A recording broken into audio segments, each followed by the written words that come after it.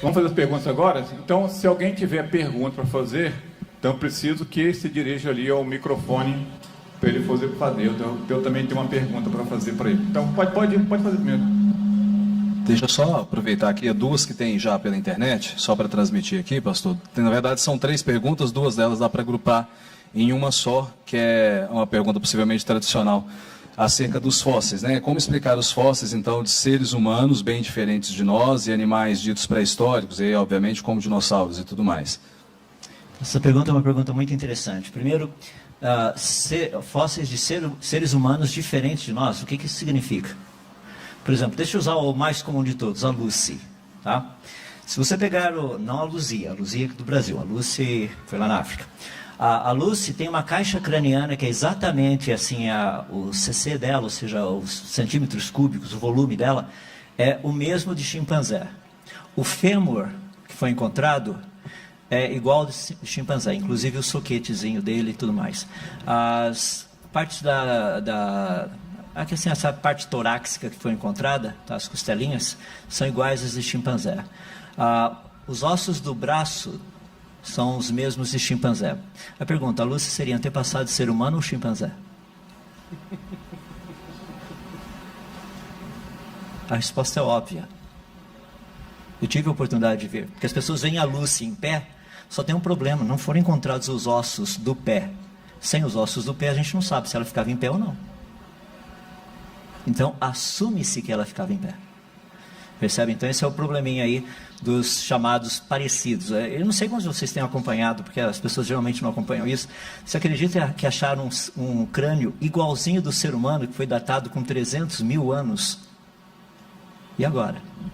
Então, há 300 mil anos atrás, os seres humanos já estavam aqui, ou seja, os Homo sapiens sapiens é mais antigo que os neandertais? Rapaz, agora a coisa ficou meio complicada, né? Dá para entender? E a outra pergunta também ainda, nos fósseis, né, dos fósseis dos dinossauros e outros seres chamados pré-históricos. Então, a questão do registro fóssil é muito interessante. Primeiro porque essa sequência que nós temos assim, peixe, anfíbio, réptil, aves, mamíferos, esse tipo de coisa, ela não existe nessa verticalização em lugar nenhum no planeta. Isso aí é uma pré-suposição. Inclusive, a parte que eu acho mais legal dos fósseis, para mostrar que essa verticalização não é a leitura correta, é o que nós chamamos de fósseis poliestratificados. Tem uma quantidade imensa deles por aí. São fósseis que atravessam várias camadas da coluna geológica. E daí, como é que você explica isso? Tem troncos de árvores fossilizadas que atravessam 20 camadas da coluna geológica. São milhões de anos. Você imagina um tronco de árvore em pé. E esse negócio fica ali certinho em pé por milhões de anos sendo gradativamente soterrado. Isso não faz sentido.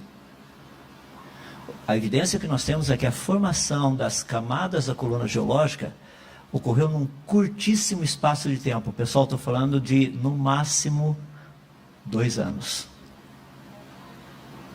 Você fala, que isso? Por exemplo, a América do Sul e a África estão se afastando a 2 centímetros por ano, são 3.000 quilômetros de distância, demorou 150 milhões de anos.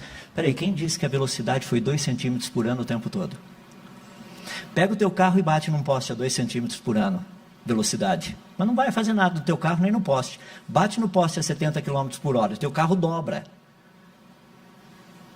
Interessante, a gente tem as montanhas, os Andes, Cordilheira dos Andes, planaltos e planícies, Serra do Mar. Isso aí é exatamente o que acontece nos carros quando a gente bate em alta velocidade. Ou seja, tem uma outra maneira de interpretar o que nós estamos vendo. E essa outra maneira que ninguém está querendo ver. Então os fósseis estariam todos no meio desse pacote todo aí.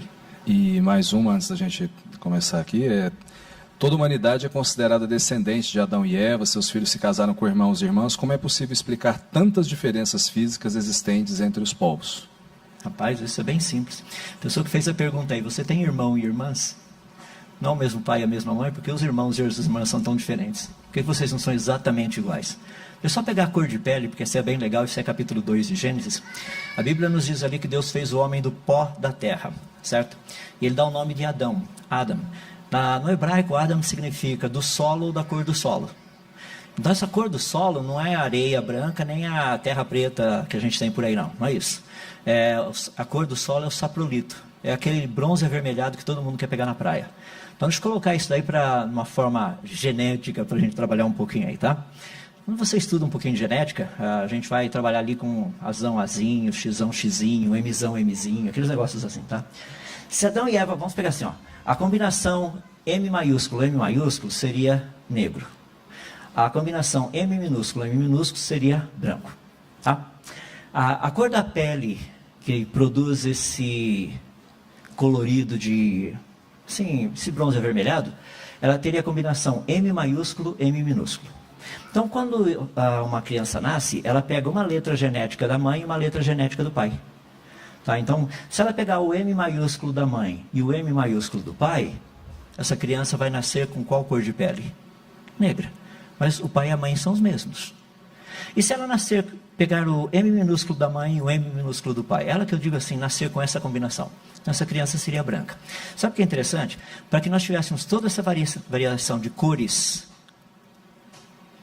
no planeta, os primeiros descendentes teriam, os primeiros lá no passado, teriam que ter sido M maiúsculo, M minúsculo. Coloquei só 2 para simplificar, na verdade são 11. Tá? Então tem muito mais possibilidades aí. Então dá para a gente ter uma noção do porquê toda essa variação. Sabe o que é fascinante? Erva mitocondrial.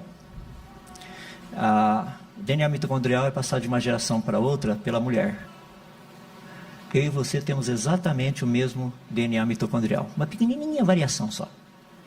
Que mostra que todos nós viemos de uma única e mesma mulher. Aplicação recente do ano retrasado, descobriu-se que em toda a humanidade existem apenas 3 variações do DNA mitocondrial. 3. Explica. Só passa pela mulher, não é? Os filhos de Noé se casaram com 3 mulheres. Cada um com uma. 3 vertentes. Se explica por que nós temos essas 3 variações no planeta todo.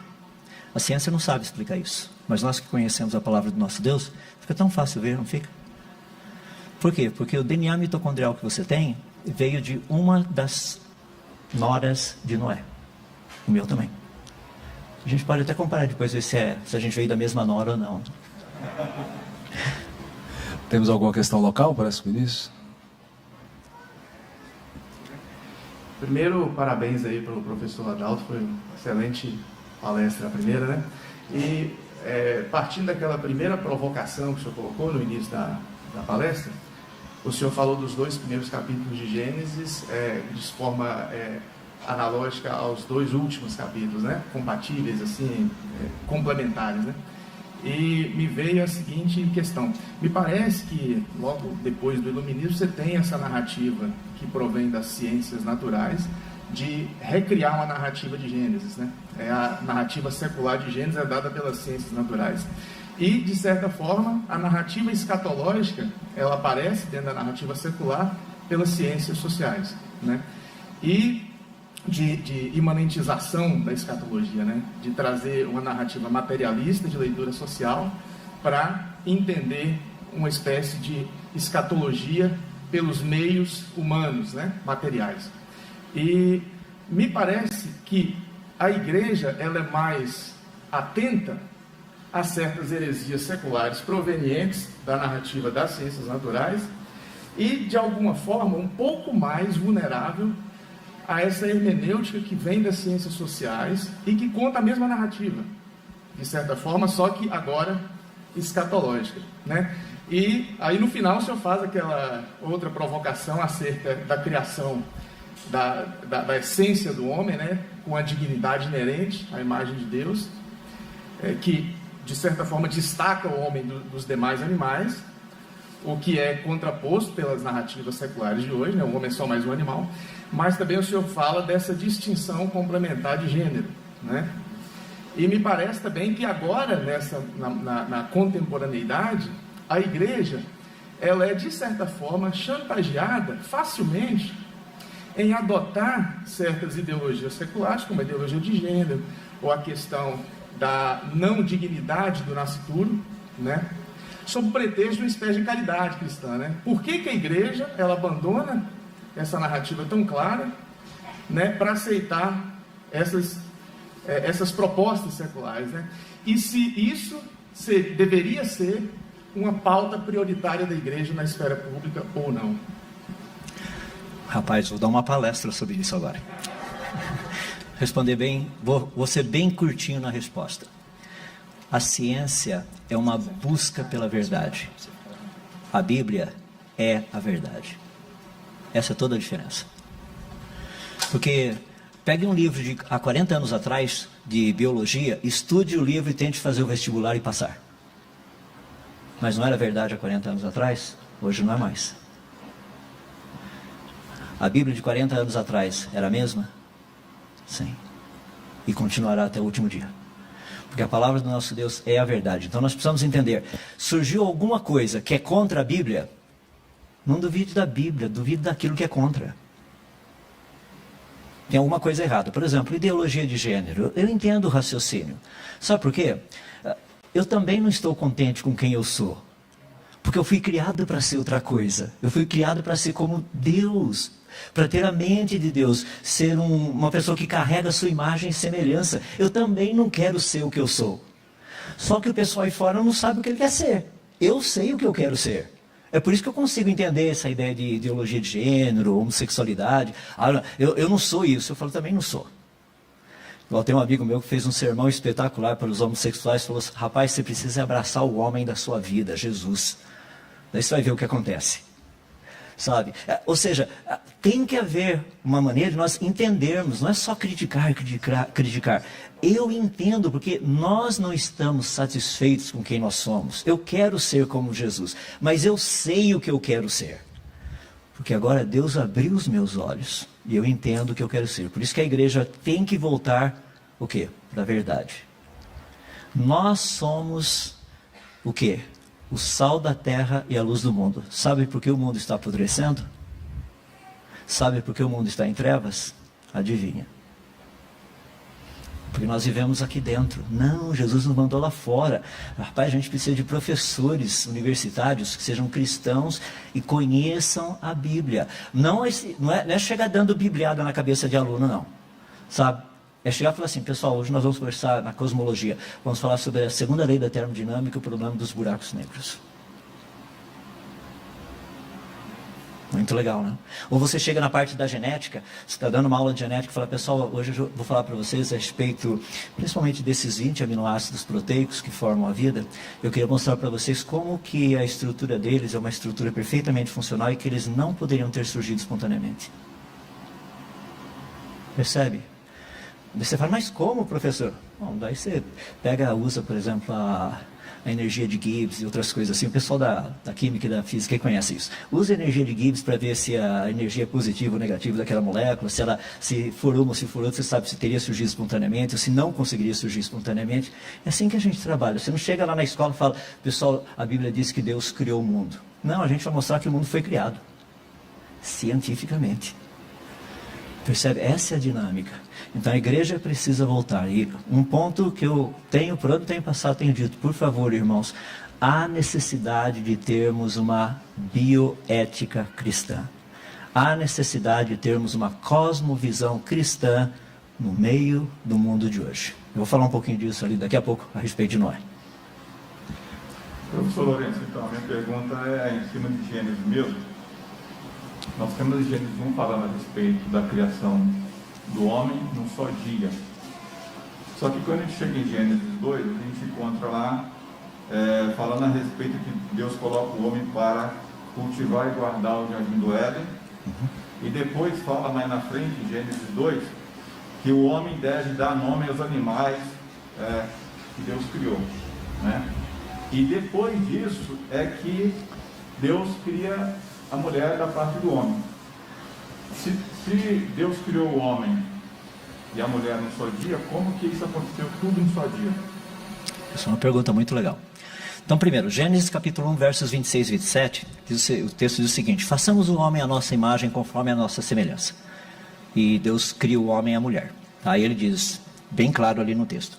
Só que no capítulo 2, você vai perceber que, na verdade, se você está com a sua Bíblia aberta, o capítulo 1 de Gênesis deveria terminar no verso 4, tá?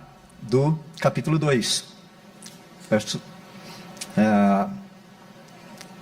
A NVI também deu uma... esses negritos que tem na Bíblia atrapalham tudo, viu? Vou te contar, devia jogar tudo isso fora, sabe? Porque não tem na Bíblia esses negritos, só tem o texto.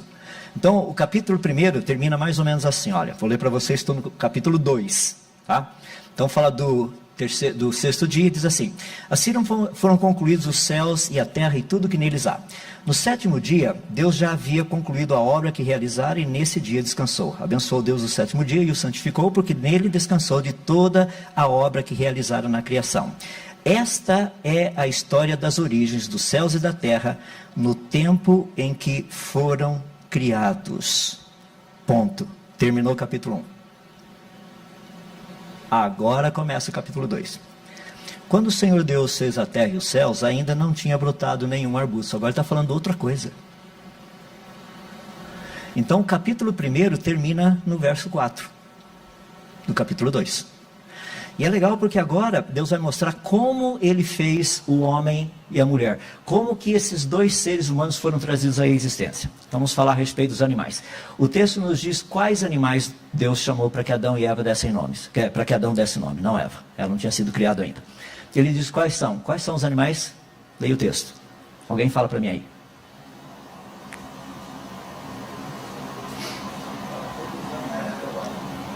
Todos os animais?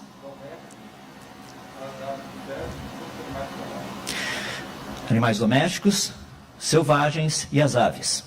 Deixa eu fazer uma pergunta. Nesses daí, quantas espécies existem? O número daria mais ou menos desse grupo, daria por volta de mais ou menos 16 mil animais. 16 mil espécies, desculpe.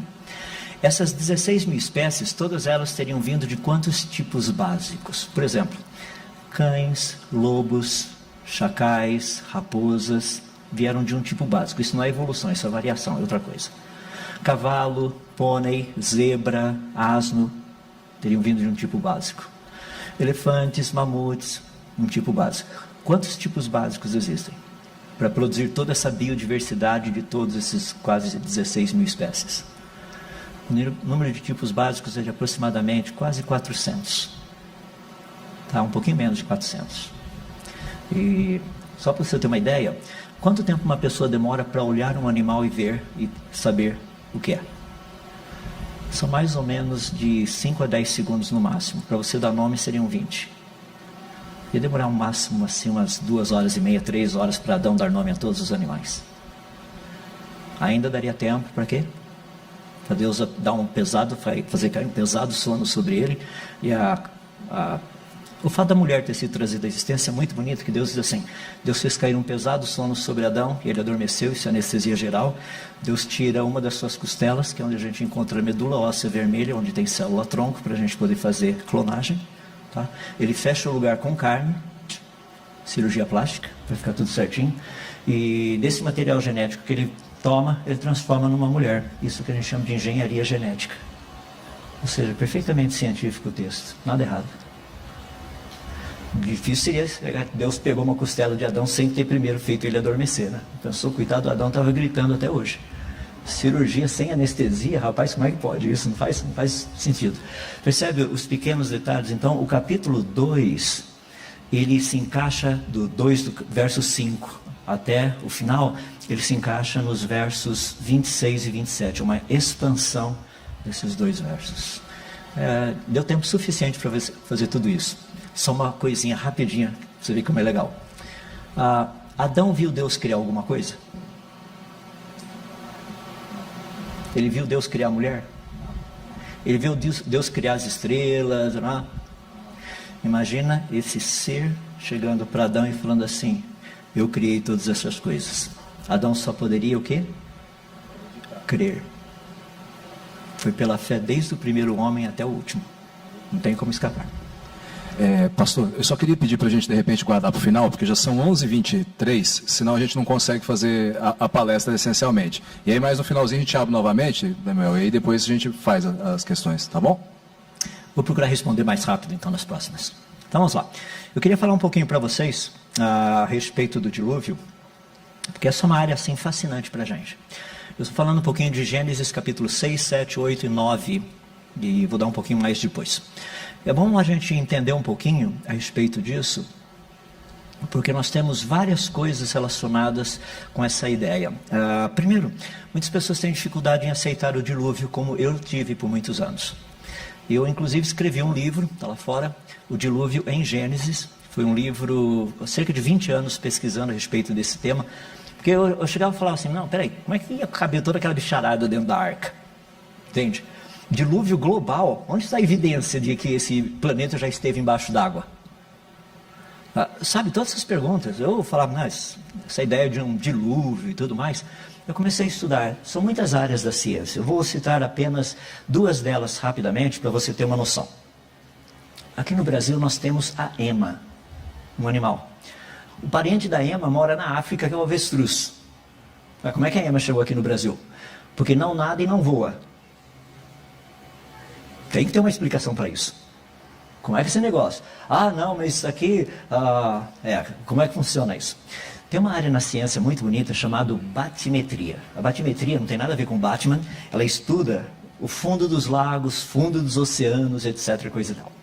Se você pegar o mapa mundi, geralmente aparece a América aqui, né? As Américas. Daí você tem a África, a Ásia, a Austrália ali no cantinho. Pega a América que está desse lado, as Américas, muda aqui para o outro lado do mapa. Tá?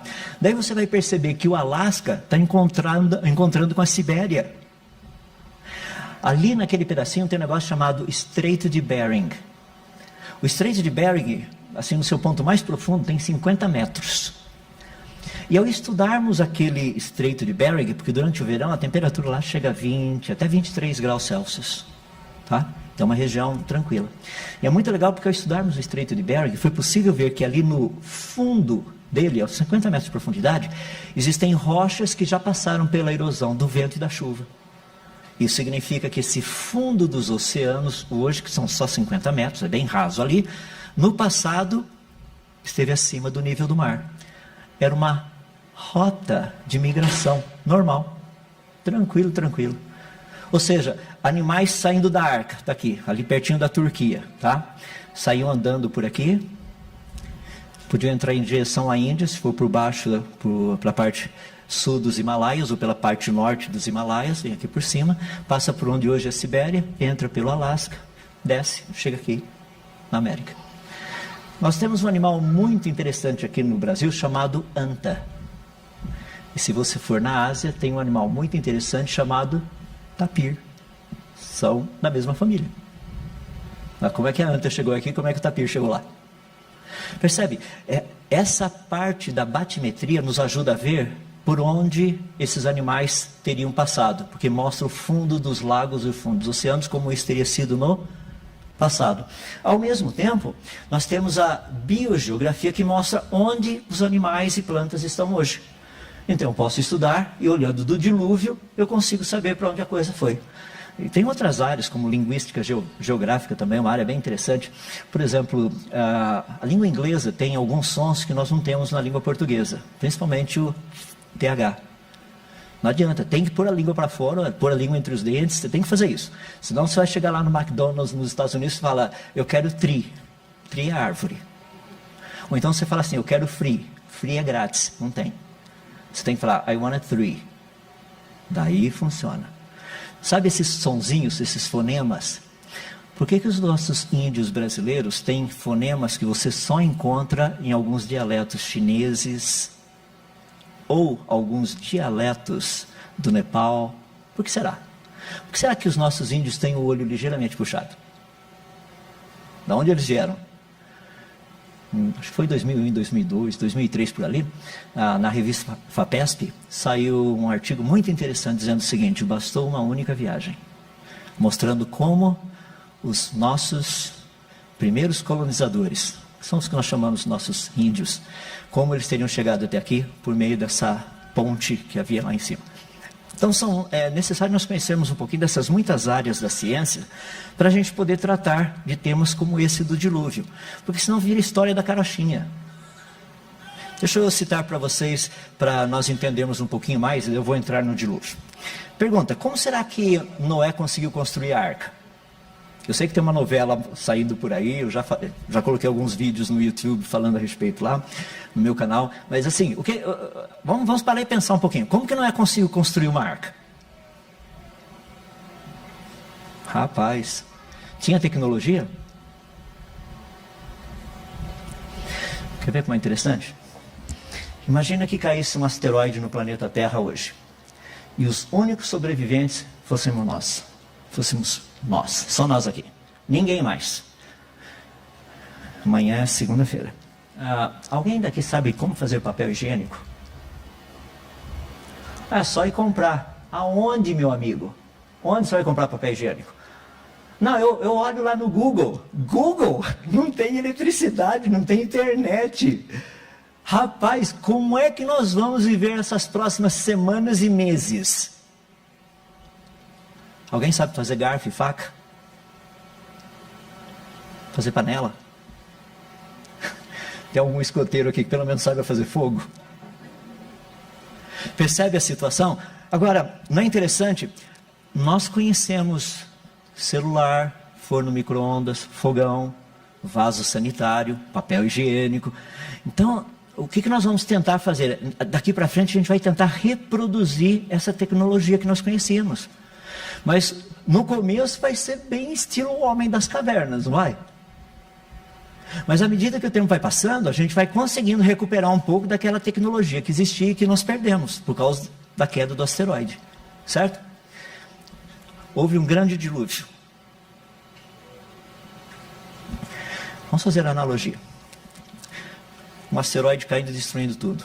Muita tecnologia antes, depois um pouquinho dessa tecnologia começa a aparecer novamente. Só um pouquinho, vai aumentando. Houve um grande dilúvio. Tecnologia antes, vamos estudar as civilizações que vieram logo depois do dilúvio para ver quais foram as tecnologias que eles conseguiram avançar. Para isso você pode pegar a civilização Harappiana, que é uma civilização que existiu no passado ali no rio Indo, que fica entre o Paquistão e a Índia. Mais ou menos 4.200 anos atrás, por aí é a datação que eles têm tido. Esse pessoal já tinha vaso sanitário, todo o sistema das suas cidades de infraestrutura era tudo esgoto subterrâneo e água subterrânea. Eles usavam até mesmo filtro de carvão ativado para filtrar a água. Eles já faziam tratamento de canal nos dentes do siso. Nós temos esqueletos mostrando isso. Eles tinham uma linguagem altamente sofisticada. Isso é um pouquinho do que sobrou da tecnologia que havia antes do dilúvio.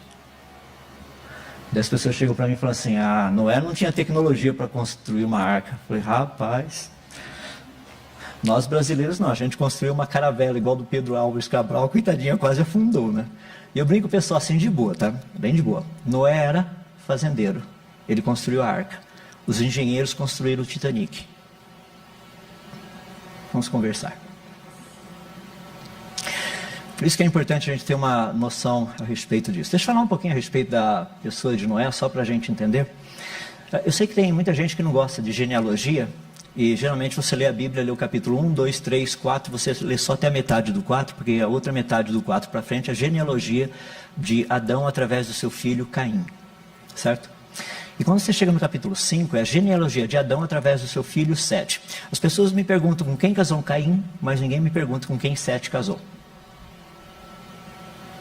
Sete teve que ter casado também, porque na genealogia diz que ele teve filho, o primeiro filho dele chamou Enos, e depois teve outros filhos e filhas. Ele teve que ir casado com alguém. Então é importante nós entendermos essa ideia dessa genealogia, principalmente a do capítulo 5, porque ela nos dá alguns pontos muito importantes. Só para você ter uma ideia, se você for somando as datas ali, tem um negócio muito legal. Você vai perceber que praticamente Enoque, que foi o bisavô de Noé, ele nasceu no ano 622 depois da criação de Adão. Ou seja, 622 anos. Espera aí, Adão viveu quantos anos? Eu sei, lembrei, você nunca leu a genealogia, não tem problema, está desculpado. Adão viveu 930 anos. Espera aí, se Adão viveu 930 e Enoque, que foi o bisavô de Noé, nasceu no ano 622, então Adão não tinha morrido quando Enoque nasceu. Se Enoque precisasse saber alguma coisa, ia perguntar para Adão: Adão, me conta de novo aquele negócio lá da criação. Ô meu tataraneto. Maior prazer, deixa eu contar. Ó, tá vendo? Eu não tenho nem umbigo. Fui criado. Minha esposa Eva também. Percebe? Se você olhar um pouquinho mais, e é bem legal ali, daí se você pegar, no caso, Matusalém. Matusalém foi o avô de Noé. Matusalém nasceu no ano 687. Espera aí. Adão morreu no ano 930. Então o avô de Noé deve ter conhecido Adão pessoalmente também. Rapaz, que coisa. E se você pegar o pai de Noé, que foi Lameque, Lameque nasceu no ano 874. Lameque tinha 56 anos de idade quando Adão faleceu. Já pensou que legal Noé chegando para o pai dele e falando: ô pai, me conta aquela história da criação de novo. Ah, claro, meu filho. Ó, um dia fomos eu, o seu avô e seu bisavô conversar com Adão pessoalmente, para tirar as dúvidas da família. Sabe? Foi muito legal ele dizendo como Deus o fez do pó da terra, o que aconteceu lá no Éden durante os anos que eles moraram lá, e a lista vai. Imagina algo que é fascinante, porque o filho de Noé, chamado Sem, ele nasceu no ano 1558. Nem Lameque, nem Matusalém haviam morrido ainda. Já pensou Sem chegando lá e falar: ô Bisa Matusa, me conta a história de novo lá. Claro, meu neto, com o maior prazer. O bisneto, no caso aí, com o maior prazer. Sabe, percebe? Você tem Sem, que nasceu 98 anos antes do dilúvio, tendo a oportunidade de conversar com seu avô e bisavô, que conheceram Adão pessoalmente. Agora, sabe o que é fascinante? Quando Sem, filho de Noé, faleceu, Isaac tinha 50 anos de idade. Já pensou que legal? Se Isaac precisasse saber de alguma coisa, manda um servo lá, vai lá conversar com Sem, pergunta de novo se ele tem certeza. Ó, fala para o Isaac o seguinte: eu conversei com meu avô, com meu bisavô, e eles me contaram a história, eu estou passando exatamente do jeito que eles passaram. Agora eu vou deixar você fazer o resto da continha. De Isaac até Moisés são quantos anos? Você vai saber por que a história chegou até nós tão precisa. Percebe? É muito, muito importante nós entendermos essa dinâmica, porque senão a coisa fica meio perdida. Ó, só para você ter uma ideia, Enoque tinha 308 anos de idade quando Adão faleceu. Matusalém tinha 243 anos. O Lameque, pai de Noé, tinha 56 anos. E Noé nasceu 126 anos depois de Adão ter falecido. A história da Bíblia é muito próxima. Por que você acha que Deus deixou genealogia para a gente? Eu entendo que tem muita gente falando: não, mas as genealogias não estão completas. Rapaz, então Deus é um perverso. Por favor, ele não é. Mas por que Deus deixaria um negócio incompleto com datas? Se ele não quisesse que a gente fizesse cálculo, ele não colocaria números. Só põe lá: Adão gerou um filho à sua imagem e semelhança, deu a ele o nome de Sete. Depois que teve Sete, teve ainda outros filhos e filhas. Pronto, passa para o próximo. Se faltou alguma coisa, ninguém vai calcular nada. Mas se Deus colocou números, é para que a gente calcule. E Deus não é Deus de confusão. Então esse homem Noé, primeiro, estou só falando um pouquinho a respeito dele, que é uma pessoa muito interessante. Quando você olha assim, lá no capítulo 5, diz o seguinte, que Matusalém teve um filho, e esse filho literalmente deu ele o nome de Lameque, que foi o pai de Noé. Mas depois que Lameque nasceu, Matusalém ainda teve outros filhos e filhas. Então Noé tinha tios e tinha tias. E a Bíblia nos diz que Lameque, pai de Noé, depois que Noé nasceu, ele ainda teve outros filhos e filhas. Isso mostra que Noé tinha o quê? Irmãos e irmãs. Não era de uma família comum, como eu e como você. Então, se nós pegarmos Noé e olharmos, você vai perceber que Noé tinha tios e tias, provavelmente primos e primas, tinha irmãos e irmãs, provavelmente sobrinhos e sobrinhas. Deixa eu fazer uma pergunta. Por que só Noé e sua família entraram na arca? Cadê os tios e as tias? Onde estão os primos e as primas, sobrinhos e as sobrinhas? Ah, e o pai de Noé? Isso aí a gente sabe. O pai de Noé, isso eu vou deixar para você fazer a continha. Quantos anos antes do dilúvio ele morreu? A novela está errada, tá? Porque o pai de Noé faleceu, eu vou dar para você. Não é de 5 para menos. 5 anos antes do dilúvio para menos é quando o pai de Noé faleceu. Faz os cálculos. E o avô de Noé? Ah, o avô de Noé, o Matusalém? O Matusalém faleceu no ano do dilúvio. Por isso que nem ele, nem o pai de Noé entraram na arca. A mãe de Noé, não sabemos, a avó de Noé também não. A sogra é óbvio, isso não vou tratar disso, a gente deixa para outra parte. Só de zoeira, tá? Só brincadeira. Percebe? Noé era de uma família como a gente. Agora imagina Noé, toda essa bagagem que ele recebeu do seu avô, bisavô, seu pai, foram homens que foram contemporâneos de Adão.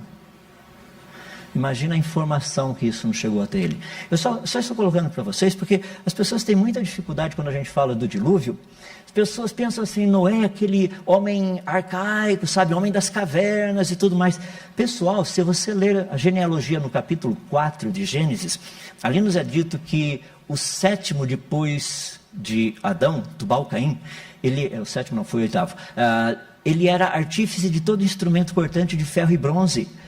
Isso daí se deu mais ou menos 800 anos antes do dilúvio. Já imaginou? 800 anos antes do dilúvio, já tinha mineração, siderurgia, metalurgia, todas essas coisas rolando. Peraí, como é que você faz um instrumento cortante mesmo de bronze? Porque bronze é uma liga.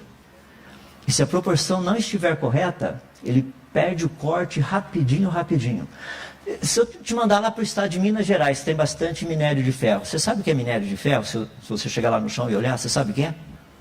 Você sabe como transformar aquele negócio vermelho em faca pelos processos de oxirredução? Talvez você não, mas Tubal-Caim sabia. E ele fazia isso. Percebe? Havia tecnologia na época de Noé. É possível ver pela tecnologia que existiu depois, civilização harapiana, que eu citei para vocês, e antes. A Bíblia fala, uma grande tecnologia. Então é muito legal quando a gente entende um pouquinho a respeito dessa temática toda aí do dilúvio.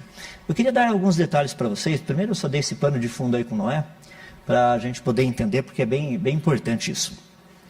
Porque nós precisamos ler a Bíblia como ela foi escrita. Primeiro ela foi escrita para que nós entendêssemos nós a entendêssemos historicamente.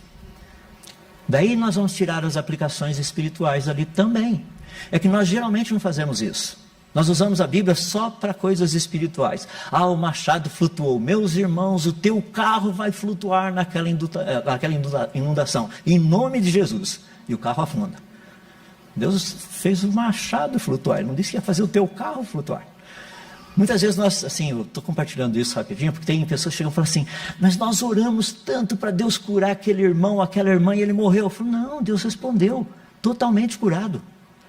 Pergunta para esse irmão, se essa irmã, se fosse possível, se eles queriam voltar. Mas nem pagando, de forma nenhuma. É que nós cristãos somos assim meio interessantes. Só estou criando um pequeno parênteses, quer ver que legal? Quem daqui gostaria de ir para o céu? Quem quer ser o primeiro? Percebe? Agora mudou um pouquinho, eu também estou na lista. Se quiser passar a tua senha para mim, eu vou para frente, não tem problema não. Afinal de contas, nós cremos que o céu é aquele que ele diz ser ou não? Percebe? É que a vida, né, para a gente, por pior que seja, ainda está tão boa que nós esquecemos de orar o quê? Maranata, vem Senhor Jesus. Tem muita iniquidade nesse planeta. Tem muita coisa errada acontecendo, Senhor. Teu nome está sendo blasfemado, tua palavra não é mais obedecida. E a lista vai. Noé viveu nesse contexto, na geração. Liçãozinha de casa, livro de Judas, que tem um capítulo só, penúltimo livro da Bíblia, tem o que o bisavô de Noé falou da geração dele. Cerca de quase 900 anos antes do dilúvio. Arredonda para 1000 anos antes do dilúvio. Procure em Judas, capítulo 1, só tem um capítulo.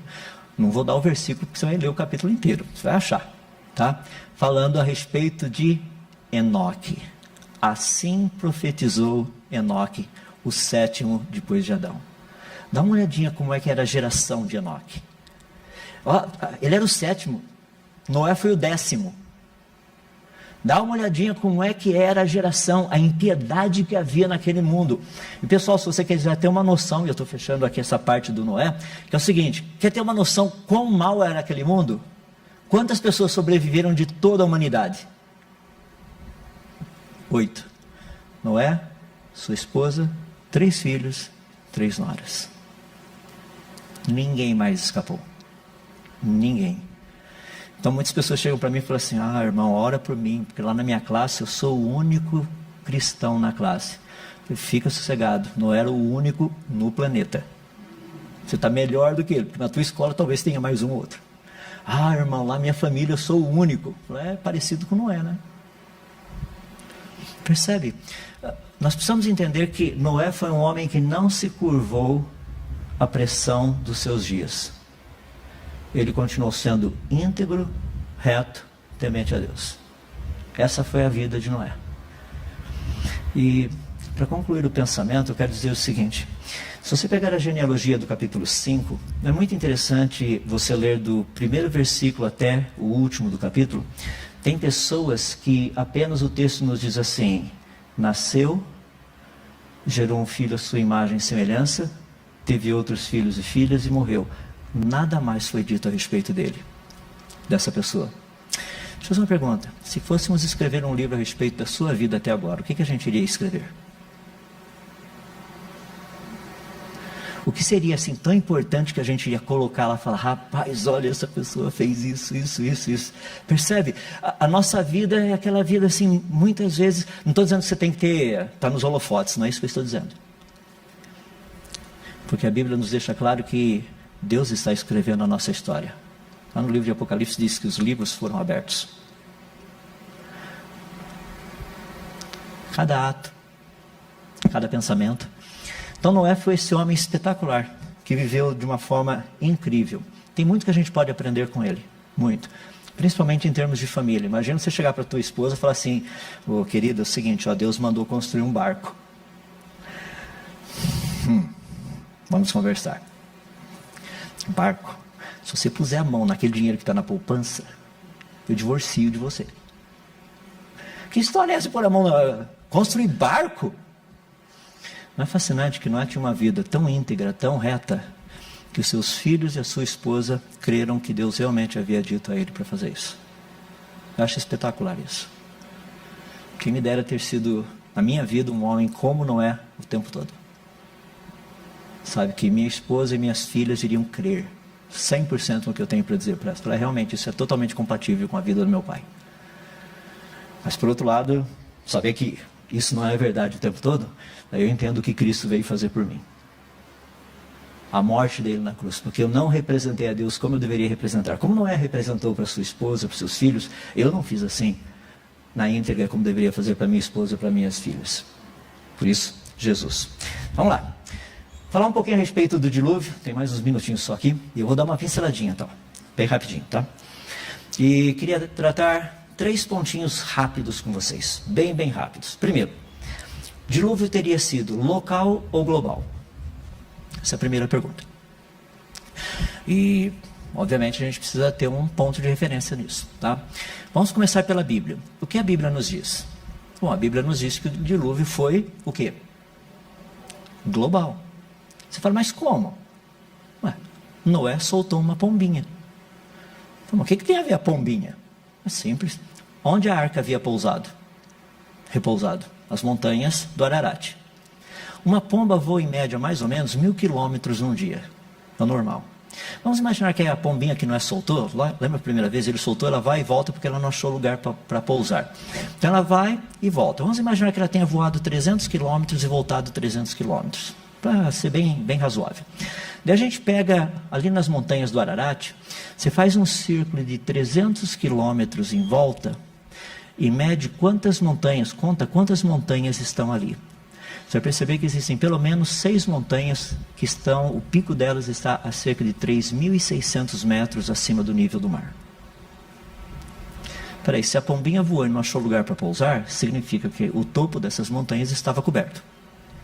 Se o topo dessas montanhas estava coberto, a pergunta é quanto da superfície da Terra então estaria coberto? Para isso tem um negócio que a gente chama de curva ipsográfica. Mostra quanto de superfície do planeta acima do nível do mar existe. Então você pega 0 metro, 100 metros, 200 metros. Quando você chega nos 3.600 metros, você vai perceber que 99% da superfície do planeta Terra está abaixo de 3.600 metros. Significa o quê? Que se essas montanhas estivessem cobertas e a pombinha não chegou lá, quer dizer, ela chegou, mas não conseguiu pousar, o que teria que fazer? Qual seria a conclusão? Que o planeta estava embaixo d'água. Qual seria o resultado de um planeta embaixo d'água? A resposta é simples: muita água, muita lama, tá? Sedimentos. Você tem a Terra girando e a Lua girando ao redor da Terra, produzindo maré alta e maré baixa. Maré alta, você tem uma coluna d'água maior, então você tem uma compressão nos sedimentos que estão lá embaixo. Maré baixa é menor, pressão menor nos sedimentos, você tem uma descompressão nos sedimentos que estão lá embaixo. Pressão, descompressão, isso é sedimentologia, a gente percebe que é assim que se formam camadas sedimentares. É por isso que o planeta Terra está cheio de camadas sedimentares. Rochas de camadas sedimentares, em todo lugar. Principalmente tem uma parte de transição, tá?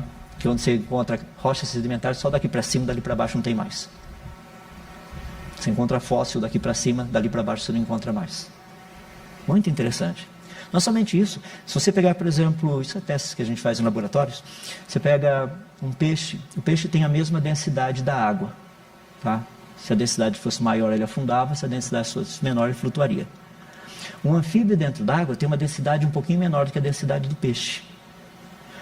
Um réptil dentro d'água tem uma densidade que é um pouquinho menor do que a densidade do anfíbio, dentro d'água, obviamente. E aves e mamíferos têm densidades menores do que as dos répteis. Se tivesse ocorrido um dilúvio no planeta Terra, tá? E animais tivessem sido mortos no meio dessa grande inundação, e tivessem misturados no meio dessa água e lama, com essa maré alta e maré baixa, o que aconteceria ao longo dos meses é o seguinte: organismos vivos com densidade maior afundariam, organismos vivos com densidade menor ficariam mais próximos da superfície dessa lama toda, dessas camadas sedimentares. Qual a ordem? Peixes, anfíbios, répteis, mamíferos e aves. É o que a gente encontra na coluna geológica. Isso se chama lei do empuxo. A gente estuda isso na sedimentologia. É muito legal. Ou seja, o dilúvio foi global, pelo que tudo indica, sim. A Bíblia diz que sim. A evidência que nós temos ao nosso redor, inclusive fósseis poliestratificados, são fósseis que atravessam várias camadas da coluna geológica. Então todo esse negócio mostra que esse planeta já esteve embaixo d'água, literalmente. Daí uma outra pergunta é: de onde veio toda essa água? E para onde teria ido toda essa água? Muitos cristãos, quando leem a Bíblia, não prestam atenção nos detalhes. A Bíblia diz o seguinte: abriram-se as fontes do grande abismo e as comportas dos céus, e caiu uma grande chuva. Então a sequência é: fontes do grande abismo, comportas dos céus, chuva. No capítulo 8, quando fala que para tudo isso, olha o que ele diz: fecharam-se as fontes do grande abismo, também as comportas do céu, e a chuva parou. Consegue perceber que a chuva é o resultado de algo? Ou seja, o dilúvio não foi chuva, isso foi o resultado de alguma outra coisa. Ou seja, essas fontes do grande abismo. As pessoas têm muita dificuldade de entender essas fontes do grande abismo, porque normalmente esse é o tipo de coisa que não é muito ensinado, né? Na década de 80, a Rússia fez, você tem a década de 70, a década de 80, a Rússia fez uma perfuração na península de Kola, literalmente 12 quilômetros e 300 metros, 12 quilômetros e 600 metros de profundidade. Sabe o que eles descobriram lá embaixo, a 12 quilômetros e meio de profundidade? Água. Não é possível ter água lá, porque a rocha é tão compacta, mas tão compacta, que não tem como a água passar. É impermeável o negócio, mas tinha água lá embaixo. Os alemães fizeram um outro teste também na Bavária, fizeram um poço com 9 quilômetros bolinha de perfuração, de quilômetros de profundidade. Adivinha o que eles descobriram lá? Cerveja. Não, tudo brincando. Encontraram água também, isso é só para acordar um pouquinho. Água! O Que coisa espetacular, rapaz. Água. Como que essa água foi parar lá embaixo? Há pouco tempo atrás, aqui no estado de Rondônia, foi descoberto um diamante. E dentro desse diamante, 5% da massa dele é água. 5%. É o que a gente chama de gelo 7. Depois você pode estudar a respeito disso, ver como é que funciona o negócio. É água com uma pressão altíssima. Ela fica cristalizada. É um negócio assim espetacular. Hoje nós sabemos que o planeta Terra, lá embaixo, já teve um grande oceano. Só que não está mais lá. Quando nós temos abalos sísmicos, a gente mede a onda sísmica, funciona mais ou menos como ultrassom, para ver o nenê na barriguinha da mamãe, coisa desse jeito. Então a gente consegue ver o que está lá dentro. Não tem mais esse oceano, mas já teve um oceano lá dentro, mas não tem mais. E agora? O que a gente faz? Então nós sabemos de onde veio a água. Para onde foi a água? Porque essa água veio lá de baixo. Hoje nós sabemos que os continentes passaram por processos de compressão. Então nós sabemos que a área da antiga Pangeia, tá, era muito maior do que a área continental hoje. Por isso nós temos os encavalamentos, cadeias de montanhas, planaltos, esse negócio todo aí no planeta. Então é possível fazer um cálculo e mostrar que essa água toda que veio lá de baixo está distribuída nos nossos oceanos hoje, sendo que a Pangeia antigamente era um pouco maior em termos de área do que aquilo que nós temos hoje. Então é bem legal porque dá para a gente contar de uma forma bem específica se o dilúvio teria sido local ou global e de onde teria vindo toda a água e para onde essa água toda teria ido. Eu queria só terminar falando a parte principal aí, principal não, que é mais um probleminha bem sério, como colocar toda essa bicharada dentro da arca. Primeiro a gente precisa saber o tamanho da arca, né? A arca tinha 300 côvados de comprimento, tinha literalmente 50 côvados de largura e 30 côvados de altura. E no livro eu mostro um pouquinho, trabalhando isso daí, que como Moisés cresceu e nasceu e cresceu no Egito, e foi educado no Egito, provavelmente ele estava usando o chamado côvado egípcio. Tá? E a gente sabe qual é esse côvado. A arca teria mais ou menos quase 140 metros de comprimento, daria quase uns 25 metros de largura e quase 14 metros de altura. Se você calcular que ela tinha 3 pisos, é possível calcular qual a área dos pisos. Agora vamos ver os animais. O texto de Gênesis diz que tudo que havia fôlego de vida em suas narinas morreu. Somente sobreviveram aqueles que estavam com Noé na arca. Então nós sabemos qual o tipo de animal que entrou na arca. Aqueles que tinham o quê? Fôlego de vida em suas narinas, os que respiram por narinas. Os que respiram por traqueias não, etc, coisa e tal. Porque tem gente que fala assim, mas existem 1.800.000 espécies. Eu sei, é verdade, mas a maior parte disso é inseto, entende? Não levou essas coisas na arca. Para que levar? Por favor, 2 cupins. Confere, pai, está aqui, 2 cupins. Sei lá, 2 pernilongos estão aqui, ó. Não, são os que tinham fôlego de vida em suas narinas. Então seriam o quê? Anfíbios, répteis, mamíferos e aves. Só esses 4 grupos. Agora, desses 4 grupos, pegando inclusive os do registro fóssil, quantos tipos básicos existem? Por exemplo, quantos tipos básicos seriam necessários para produzir cães, chacais, lobos, coiotes, raposas? 1. Quantos tipos básicos seriam necessários para produzir os vários tipos de antílopes que nós temos lá na África? Gazela, tiga, o bauá, todo aquele negócio. 1. Então, quando você pega os tipos básicos e você pega 7 pares dos limpos e 1 par dos imundos, você vai chegar num número impressionante de 1.400 animais. Isso foi a quantidade que Noé precisou colocar na arca. 1.400. Dali, depois, toda a variação iria surgir de novo. Inclusive o que a gente tem hoje. Se você fizer um cálculo, 1.400 animais dentro da arca, daria uma média mais ou menos de 5 metros quadrados por animal, ainda sobrando espaço para corredor, escadas para subir do primeiro nível para o segundo nível, etc. Coisa e tal. Dava espaço suficiente para tudo isso. Então, respondendo a pergunta, como que Noé colocou os animais na arca? Resposta? Pela porta. O pessoal fala, mas já imaginou? Para e pensa se Noé tivesse levado o dinossauro. Não, ele levou. Teria que ter levado. As pessoas falam, é impossível colocar um dinossauro. É verdade, colocar um apatossauro tem cerca de 12 metros de altura, mas o filhotinho tinha só 60. Por que você vai levar o adulto? Quando nós trazemos animais para cativeiro, para zoológico, sempre nós trazemos o filhote. Por quê? Porque a adaptabilidade dele é muito maior ao novo ambiente do que se você trouxer um animal adulto. Então Noé poderia ter trazido os filhotes, teria nenhum problema. Só uma coisinha rapidinha, só para terminar, a gente abre para perguntas. Pessoas chegam para mim e falam assim, tá, mas Noé ficou 371 dias com a bicharada dentro da arca, né? Uhum. Já imaginou cuidar de toda essa bicharada? Escreveu os detalhes. A Bíblia nos diz que as águas cobriram 15 côvados das montanhas mais altas. Significa que metade da arca estava abaixo do nível da água. Qual a temperatura da água no oceano? Cerca de mais ou menos 7 metros abaixo da superfície. Já fez uma pesquisa? Temperatura de mais ou menos 17, 18 graus. Tá? É a temperatura da água. Se você pegar na mesma latitude das montanhas do Ararat, tá? Essa é a temperatura média do oceano naquela latitude. Qual a temperatura que mamíferos e aves hibernam?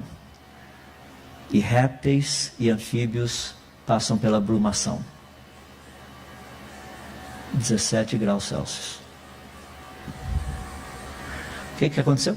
A maior parte da bicharada estava hibernando, ou passando por estágios de torpor. Estágio de torpor é aquele assim, quando você vê o pregador lá na frente, ele vai e volta, vai. Tá, esse é o estágio de torpor. Brumação é aquele estágio assim que o animal, literalmente, ele desmaia. Tá, isso, répteis e anfíbios fazem isso. Daí eles acordam meio assim, vão lá, bebem um pouquinho d'água e pum, desmaiam de novo. Isso é brumação que a gente chama. Pessoal, é tão legal a gente estudar o dilúvio olhando do ponto de vista do conhecimento científico que Deus nos deu. Sem dúvida ele aconteceu. Então, quando vocês chegarem lá em Gênesis capítulo 6, 7, 8, 9, vocês vão ver um pouquinho de tudo isso. Minha oração é que Deus os ajude a olhar com bastante alegria e ver o que Deus fez em ter, pela fidelidade de um homem, trazido todos nós à existência. Porque eu e você somos descendentes de Noé. Vamos ir para as perguntas?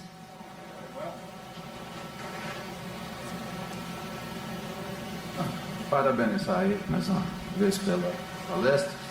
Você no início comentou sobre a questão da distância das galáxias, que a gente olha para as galáxias, elas já estão, não existe mais galáxias mais jovens, mais velhas, assim como as primeiras cidades que surgiram também, já surgiram com muita cultura, com muita tecnologia, né, com a questão social, política, não foi uma coisa assim gradativa. O que eu queria saber é se é possível você olhar para uma galáxia e dizer se ela está mais longe ou mais perto. Se o Hubble, ao olhar uma galáxia, faz, não, essa galáxia está a 1 milhão de anos, aquela está a 1 bilhão de anos. Se é possível, porque se for, remanesce a questão, né? Se tem uma galáxia a 10 bilhões de distância, dividindo essa distância pelo tempo que a luz gasta para percorrer, ela teria 10 bilhões de anos. Então a pergunta basicamente é saber se é possível você afirmar que existem galáxias mais perto, mais longe, e qual a distância que ela está da Terra. Tá. Não sei, eu acho que a lâmpada aqui é LED ou é fluorescente. Vamos supor que seja fluorescente. Tá. Se for lâmpada fluorescente, o flúor, ele recebe uma descarga elétrica, daí ele emite luz. Tá? Então tem umas frequências específicas. Se você andar aí pela cidade, você vai ver algumas lâmpadas são mais alaranjadas, é vapor de sódio, outras são vapor de mercúrio. Então os elementos químicos, quando eles são superaquecidos, eles emitem luz. O hidrogênio também.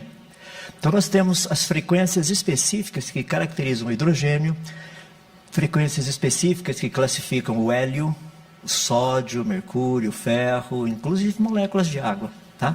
Então nós pegamos no laboratório, nós medimos as frequências específicas do hidrogênio.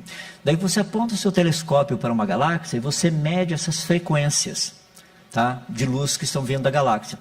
Daí você compara essas frequências e fala, opa, isso aqui é hidrogênio. Ó, esses três aqui são hidrogênios. Daí você compara essas frequências do hidrogênio com o que você tem aqui. A diferença é que nos mostra a posição e a velocidade em relação a gente. Então é assim que a gente mede a distância das galáxias. Tá? Daí tem o segundo ponto. Se no início do universo as galáxias já estavam prontas, 13,8 bilhões de anos não teria mais universo. Então nós não estaríamos aqui para vê-lo. Mas nós estamos vendo. Se nós estamos vendo, é porque o universo foi criado pronto, com a luz chegando em todas as direções. As pessoas falam, isso daí é religião. Pessoal, se você já estudou o Big Bang, pegue o período inflacionário, quando o universo teria saído do tamanho de um próton e chegado ao tamanho da nossa galáxia, 100 mil anos-luz de diâmetro. Isso significa que a luz teria percorrido a sua velocidade, radiação eletromagnética, para ser mais específico, teria uma velocidade de 10 elevado a 60 quilômetros por segundo. Isso é instantâneo. Isso é Big Bang. Big Bang diz que no início a coisa teria que ter sido instantânea. Estou dizendo isso porque eu estudei Big Bang por muitos anos da minha vida. Tá? Ou seja, a Bíblia diz que foi criado pronto, com a luz chegando até aqui. O pessoal fala, isso é religião. Eu falo, não, Big Bang é religião. Porque Big Bang é contra as leis da física. Pelas leis da física, o Big Bang jamais teria acontecido. Pessoal, deve ser bem reto e direto. Olha para essa estrutura. Você acha que isso aqui é fruto do acaso? Quem daqui acreditaria que dissesse o seguinte, não, mas quando essa estrutura foi construída, nós pegamos assim muita areia, sacos de cimento, pegamos já as janelas, fizemos uma pilha de coisa, explodimos o negócio e caiu tudo desse jeito. Tudo organizado assim. Faz sentido? Você acha que uma explosão, praticamente uma explosão no início teria produzido tudo isso que nós vemos ao nosso redor, eu e você? A biodiversidade que tem no nosso planeta. Não faz sentido isso. Então, a resposta, criação com idade aparente. Pronto, e com a luz chegando até aqui. O Big Bang baseia-se na mesma proposta. Se existem galáxias que estão realmente a bilhões de anos na Terra. Sim, elas estão. Tanto é que Deus nos permite medir. Agora, a luz teria demorado todo esse tempo para chegar aqui? Não, a luz já foi criada chegando até aqui. Porque se tivesse demorado 13,8 bilhões de anos até essa luz chegar aqui, a gente já não existiria mais. Via Láctea já teria morrido, todas as estrelas já teriam morrido da Via Láctea. Porque 13,8 milhões de anos, desde o início do universo, já teriam se passado. Não teria mais galáxia no universo. Agora, é meio complicadinho o negócio, só para você pensar. No ano de 1987, chegou até nós a explosão de uma estrela chamada Sandulic.